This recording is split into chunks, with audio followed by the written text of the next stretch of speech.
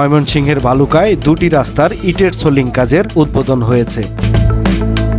বড়কাশর Dakshinpara Renata feed mill হইতে হাবিবুর সরকারের বাড়ি পর্যন্ত 450 ফিট ও পূর্বপাড়া এমজি কটন গেট থেকে 350 ফিট ইটের সোলিং রাস্তার কাজের উদ্বোধন হয়েছে।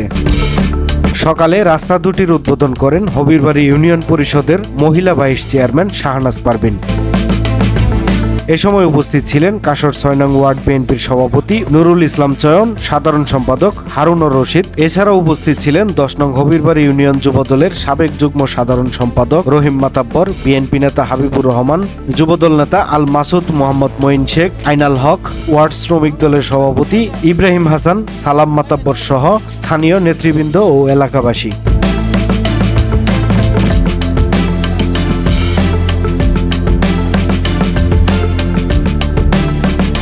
সময়ের কলম, নিউজ ডেস্ক।